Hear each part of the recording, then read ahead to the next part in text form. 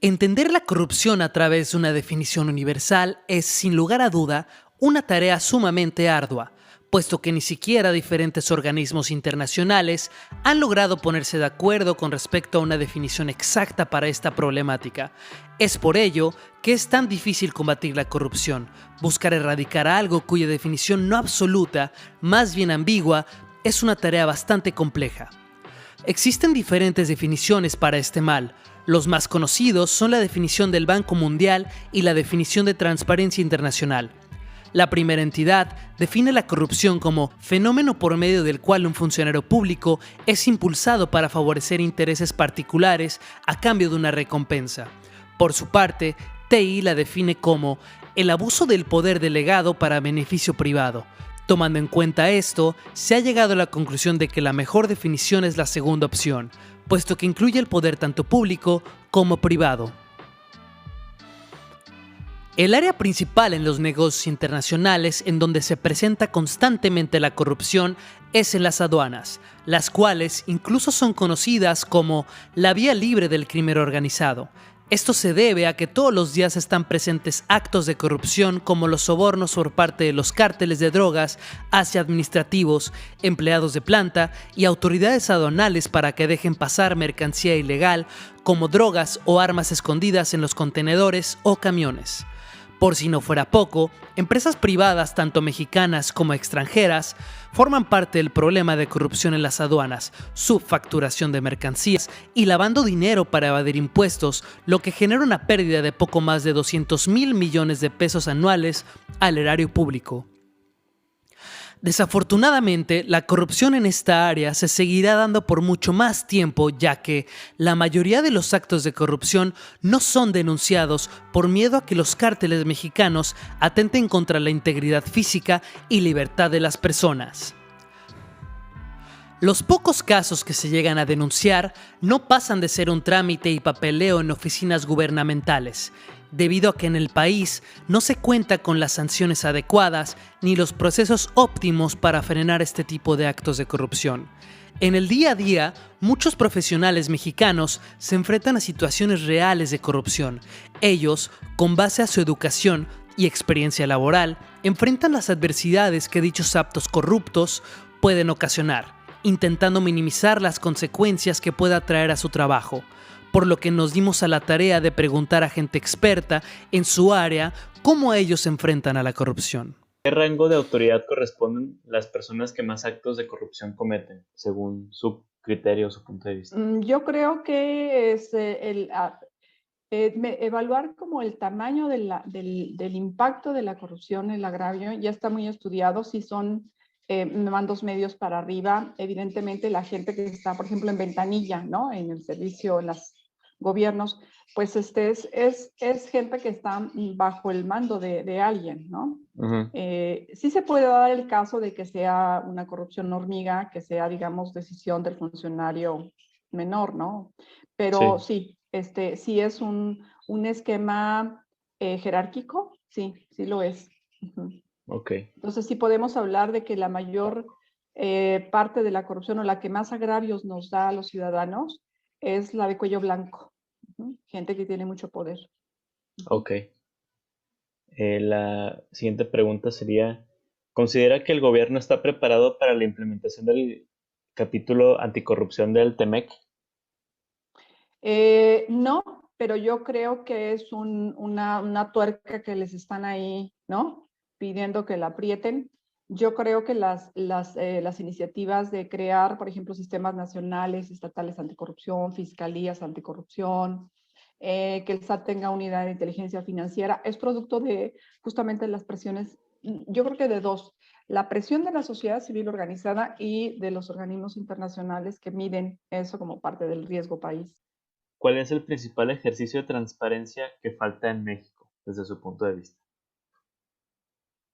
El principal ejercicio de transparencia, pues ejercer la transparencia. O sea, me parece que el derecho de acceso a la información en México es un derecho que se utiliza por un grupúsculo de personas, por un puñado de gente que sabe utilizar el ejercicio y que a partir de eso se desarrolla profesionalmente, ya sea porque son gente de medios, periodistas, porque son empresarios y necesitan información gubernamental, porque son académicos, pero son un puñado de personas. Entonces, y bueno, ese puñado de personas son organizaciones de la sociedad civil, son los que a punta de solicitudes de información, pues han logrado que el derecho de acceso a la información sea conocido en México. Pero si yo le pregunto a tu mamá, Edu, o a mi mamá, si han hecho solicitudes de información, pues muy probablemente nos van a decir, ¿y eso qué es? ¿Y cómo para qué lo necesito? O sea, como para qué me serviría eso.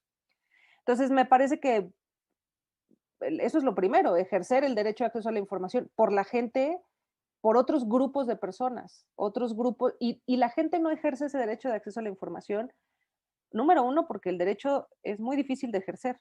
O sea, que tú tengas que entrar a una plataforma donde está toda la información de todo el gobierno estatal, federal, municipal, y que tengas que saber dónde buscar esa información es dificilísimo. Y después que si no la encuentres, hagas una solicitud de información, pero te tengas que meter a una página, a buscar dónde haces una solicitud de información, a seguir un montón de reglas que te dicen que tienes que hacer y que aquí tienes que poner tu nombre, pero más adelante te dicen que no importa si no quieres poner tu nombre, pero que te tienes que identificar, pero más adelante que no.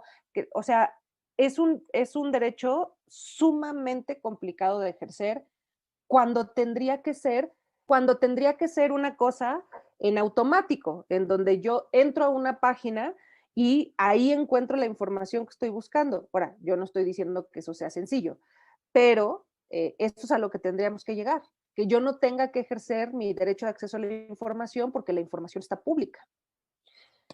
Y eso me lleva como a la segunda parte, que es justamente hacer que el gobierno federal y local y municipal hagan más accesible la información.